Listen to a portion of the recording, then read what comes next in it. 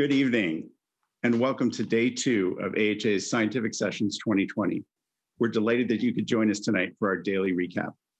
I'm joined tonight by President of the AHA, Dr. Mitch Elkind, the Vice Chair of the Committee for Scientific Sessions Program, Dr. Manesh Patel, and of course, the President of the Association of Black Cardiologists, Dr. Michelle Albert. Thanks to all of you for joining me tonight. Thank you. Thank you for having Absolutely. It's great to see you all. Another great day. And you all certainly played key roles in what we saw today. I want to start, Mitch, by turning to you. Certainly one of the highlights of the meetings for me every year is the presidential session. And your Connor presidential lecture this year was just extraordinary and special. Thank you for sharing that with us. But if you could tell us a little bit about what happened in the presidential session today, that would be great. Sure. Well, thanks a lot for those kind words, Don. I really appreciated the opportunity to share my story and my vision for the Heart Association. In thinking about it, I'd like to borrow a term from Michelle to explain where I think we are as a country, which is syndemic, right? So, we have the COVID pandemic, which is, even today reaching absolutely terrifying heights in the US, but we also have other crises that are simultaneously threatening the country. We have an economic crisis, the crisis of racism and its effects in so many different areas. And lurking in the background is, I would say the climate crisis as well. So how do we solve all these cascading problems? And I think this is where the AHA can really make a difference by using our trusted voice, our foundation in science, our belief in evidence, to educate people and ultimately change behavior. Of course, we can't do it alone. We need partners and we need to build bridges. So that's what I tried to talk about today. And then after that, our CEO, Nancy Brown, gave a terrific presentation, which really drove home the importance of our mission right now and all of those partnerships that we're building. First and foremost, of course, she revealed our new 2024 impact goal, which you, Don, played such an important role in developing, of course. That is really a super goal. Basically, we're focusing on being champions of health equity, which is a goal that's just so essential right now, especially in light of COVID. And specifically, we're going to work to reduce barriers to health access and having quality healthcare for all. And this includes all Americans, including Black Americans who've been historically marginalized, as we discussed in detail and we'll talk about in a moment, as well as Americans in rural communities, as Nancy discussed. And she also talked about some things that as a neurologist, I was delighted to hear about, like collaborations with Bill Gates on brain health and other partnerships with the Buer Foundation to further research in intracerebral hemorrhage. So thrilled to hear about those things. And then, of course, we honored many terrific women awardees today, including Sonia Angel, Nanette Wenger, Joanne Manson, Anne-Marie Schmidt, Ann Newman, and our very own Michelle Albert, who's here with us tonight. And this group of awardees represent fields that are so relevant to our expanding mission, like women's health, cardiometabolic disease, aging, and health disparities as well. So I think that this group of awardees really represents bridge building at its best. Manesh, what did you see on the science side today? Thanks, Mitch, by the way. But Manesh, tell us a little bit about some of the science today.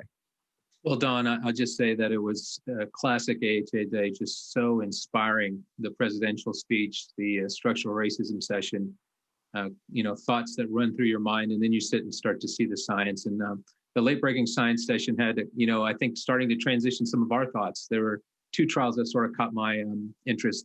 Alpheus, which was an anti-platelet study to say is ticagrelor better than clopidogrel in elective PCI, a place it hadn't been studied as well. And interestingly, there wasn't significant, difference in that, with maybe even a little bit more bleeding. And that took us into River, which was a study published in the New England Journal today, looking at patients with atrial fibrillation and a bioprosthetic mitral valve, where rivaroxaban was studied to dose-adjusted warfarin from our colleagues in Brazil, about 1,000 patients at 49 sites. Our Brazilian colleagues in research have done so much over the last just few months, both with COVID and studies like this. And so that found that rivaroxaban was non-inferior to warfarin, and some of those sort of thrombotic markers looked like they were going in a reasonably good direction to potentially provide us some comfort in using rivaroxaban there in those patients with bioprosthetic mitral valve. So a little less platelet-centric, a little bit more antithrombotic today at the HA in the late-breaking session. How about you, Don? What do you think? Yeah, Manesh, in that same session, I was really captivated by the Harp study, which is, as you know, AHA-funded research from one of our strategically focused research networks. And what was great about this was they took women presenting with MINOCA, myocardial infarction with no obstructive coronary artery disease, and systematically studied them to try to get to the diagnosis. And that included systematically doing OCT in their coronaries and cardiac MR. And what was really striking to me was they got a diagnosis in 85% of those women. Usually we scratch our heads and we're not quite sure what to do, but they literally got a diagnosis in 85%. And my bet would be if they could have done OCT on the last few, they probably would have found it more. Take home message for me, about 3/4 of this probably is good old fashioned atherosclerosis, presenting a little bit differently than it does in men, but it's still atherosclerosis, plaque erosion, plaques with thrombus. So we have to treat these women as if they've got atherosclerosis. They should go home on aspirin, maybe on short-term DAPT, certainly on a statin, unless we can show that it really is myocarditis on the CMR or Takotsubo or something clearly not coronary disease. I think we now have to assume this is atherosclerosis and treat women fully and effectively as we should. So I think game changer kind of a study. Yeah, I think so too. And it certainly will change what we do in the cath lab. May make us a little bit more thoughtful about just thinking it's coronary disease. It's not coronary disease and not the cause. Yeah, thanks. Well, for me, and I think I speak for all of us, the most amazing session of the day was the one that started the day, our session on structural racism as a public health crisis. And I honestly can't remember a session, a non-science session, although there was plenty of science in this session too, but one that was more inspiring, one that was more of a clear call to action than what we saw today. And Michelle, you were just so instrumental in pulling this session together. I'm so grateful to you for making that happen. But could you give us an overview of what people saw today? And I really, if you didn't see it, you need to go see it. If you saw it, you need to watch it again. But Michelle, give us a little overview if you would. Thanks, Don. Yes, I would agree. It was a very powerful and thought-provoking session that had very much a solution focus to it. It was led off by two seed presentations by Dr. David Williams and Dr. Lisa Cooper, giving an overview of the science related to structural racism and racism in general, and then talking about the workforce, how to reform the workforce. A major concept that was, a thread throughout the conversation related to pivoting from individual or personalized racism to structural racism. And certainly Dr. Williams in his presentation did outline a core concept related to structural racism, which is residential segregation and how it stifles opportunity. One of my favorite lines from today, I had two favorite lines. So the first one was that residential segregation is a burglar that comes and steals opportunity in the middle of the night. And what he was talking about there is with segregation, you lose access to jobs, schools, sort of advantaged types of neighborhoods that have been, sort of long embedded in our culture, and that needs to be, stamped out. Dr. Cooper highlighted the statistics related to the pipeline, that 6% of medical students are minority, African American, or Hispanic, and that 4% of physicians, or 3 to 4% of physicians are either African American or Hispanic, which is horrible and hasn't really changed that much in the last 30 years or so, and outlined strategies to address the pipeline. We had also a terrific panel that pivoted off of these two presentations. Importantly, before I say that, let me not forget that in David's presentation, he talked about how science, the science of racism, and how everyday racism is linked to cardiovascular disease, to sleep disorders, to obesity, to breast cancer, to diabetes, et cetera. Then the panel, which was a physician outstanding panel of physician leaders, including Dr. Sonia Angel, Dr. Paula Johnson, Dr. Keith Churchwell, and Dr. Ted Love and Hannah Valentine from across the spectrum of public policy, industry, research, president of a college, and president of Yale University Hospital. They outlined very specific strategies from their own domains. The line that I take away from that section was Dr. Love's line, which was a budget is a moral document. And I think that that's a line for the record, because what he was talking about there he was referring to the fact that our budgets, institutional budgets, are linked to the core values, and those core values are what perpetuate structural racism. The session was closed out by highlighting 4 concepts, I would say, related to solutions, potentially. One was creating a community of opportunity, creating an excellence imperative, paying attention to and building a diverse workforce, as well as a workforce that can actually work on clinical trials, and eliminating health inequities, and providing quality healthcare. So I would say I agree with all of you that the session was amazing. And I look forward to seeing it again. And I was a part of it. So Don.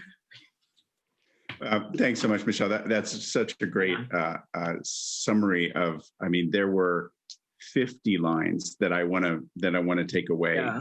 But the budget one, I agree, was just right. So right on point. Yep. And then Mitch. Yeah. Sorry. Yeah. No, take it away. Yeah. So and then and Mitch, would you mind talking a little bit about the structural racism document from American Heart Association? Sure. Thank you, Michelle. So we also released earlier this week the Presidential Advisory, a call to action on structural racism as a fundamental driver of health disparities.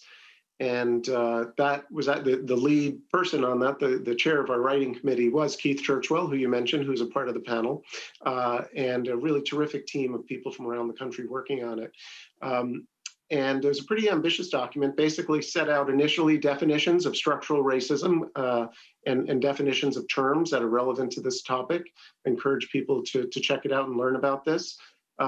We also went through the history of structural racism in the United States, which started right back at slavery, of course, and continues up to the current time.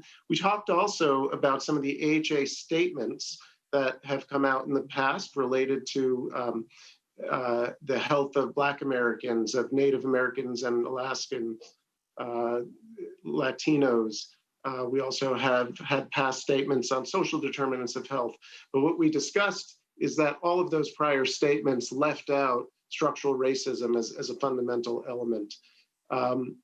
And then we talk about the current situation and how racism continues to play a role in education and criminal justice and housing and many other issues. And then we talk about an imagined future where things could be better, involving transforming of communities. And finally, a call to action for the Heart Association to determine a research agenda around structural racism, to develop advocacy around structural racism and eliminating it, and also quality improvement and many other initiatives. So again, I hope people will take a look at the presidential advisory, and we're really using it as a building block and a place to go in the future. So thanks for bringing it up. Manesh, you and I were talking earlier about some of the special features of this virtual meeting. And I wonder if you could kind of revisit some of those concepts, because I thought you were right on point. Yeah, Donna, I mean, I was struck today by just how powerful some of the sessions you just mentioned are, but then the on-demand nature of AHA, because I would then go and see somebody say, hey, there was an amazing session over here. And, often at the sessions, you can't get to them all. But then I went back and saw one. And one that really stuck in my head was, there was a survivorship session in the resuscitation symposium. And some of you may know Dr. Glaucoma Flecken, ophthalmologist who had a cardiac arrest. And he and his wife told the story of his resuscitation and what she went through and how EMS helped and what the first responders did. And then all the work we're doing there.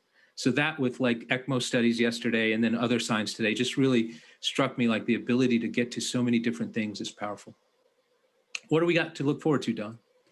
Well, so tomorrow, another big day, day 3 of 5. And I think the program is getting stronger and stronger. So we have main events coming up on heart failure, several actually, on diabetes care for cardiologists, and some important work on cardiogenic shock that I think will be really useful for clinicians of all stripes.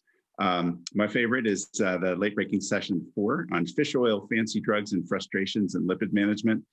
2 different fish oil trials will be reported out there, as well as my personal favorite trial of the entire sessions, Samson, a 60-person trial, really well designed to tell us how much of statin-associated side effects, myalgia specifically, might be the nocebo effect. So I think every one of us is going to want to see that. So big day tomorrow. But Mitch, why don't you give us your final thoughts and take us out? Sure. Well, thanks a lot, Don, Manesh, Michelle, for your discussion tonight. Really appreciate it.